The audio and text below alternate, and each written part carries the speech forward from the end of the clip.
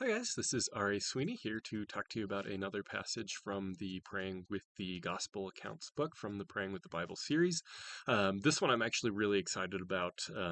When I dove into the passage, really kind of opened up my eyes a little bit to some things. So thought this is a really cool one. But this is the 18th event in the Harmony of the Gospel study. It's the story of the Satan tempting Jesus in the desert. So I think we're pretty familiar with this.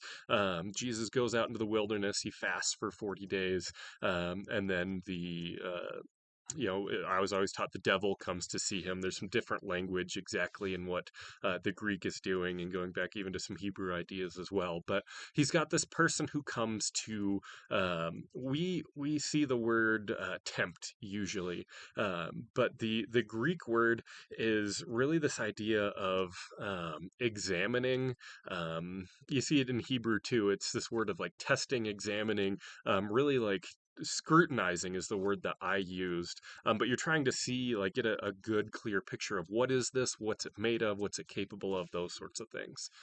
So he's taken out into the wilderness to be scrutinized, and he goes through these four different tests to try to scrutinize his character.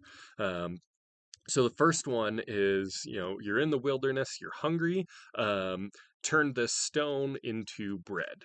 And so hopefully that's bringing up a lot of ideas from the Exodus narrative in your mind, where Moses brings water from the stone, where God provides bread in the wilderness, all in the midst of the people not trusting. So God had brought them into the wilderness to try um, to turn those people into the type of people that could restart his mission that left off with Adam and Eve falling short. Um, to bring blessing to the whole world. That's what he promised to Abraham and to Isaac, Jacob. Like, that's God's purpose, is to bring blessing to the whole world through a chosen people. So he's picked these people, he's trying to shape them into people who can bring blessing to the whole world, and they just are not trusting him. And so the temptation here, the scrutiny that he goes through here is drawing on those ideas and really highlighting, are you going to pass the wilderness testing that we had? Um, the second test is the slanderer takes him up on top of the temple in Jerusalem and is like, hey, go ahead and throw yourself off. God will protect you. You can demand God's protection, which to me references perfectly back to the Cain narrative and the descendants of Cain. So Cain kills his brother. God offers to protect him. Cain goes on to build his own city to protect himself rather than taking God's protection. The city ends up turning really, really wicked. Generations later, you've got this guy named Lamech, who is, instead of, killing his brother in a moment of failure, he's killing people just for fun and bragging about it. He's proud that he's a killer. Um, After he kills somebody, he's bragging to his wives, and he says, hey, if God protected Cain when Cain did something stupid, I'm gonna just run headfirst into doing these things, and God has to protect me 10 times more. um, and so he's demanding that protection. I'm not going to follow God, but God has to protect me because I'm the chosen one. I'm descended from Adam, and so he's got to protect me. Um, and that's not really the case, but it's replaying that temptation. So we're walking back from, are you going to fail the Exodus generations testing? Are you going to fail the Cain and his lines testings? And then the very last one is, will you worship me? Essentially, I'll give you all the kingdoms of the world. They're mine to give, is what the scrutinizer says. And so I'll give them to you, but you worship me, which goes back to how God designed creation to work. So God planted Adam and Eve in the garden, and he said, hey, I am giving you guys all of creation to rule over. In relationship to me. So we're going to have this relationship, and then you're going to rule over my creation.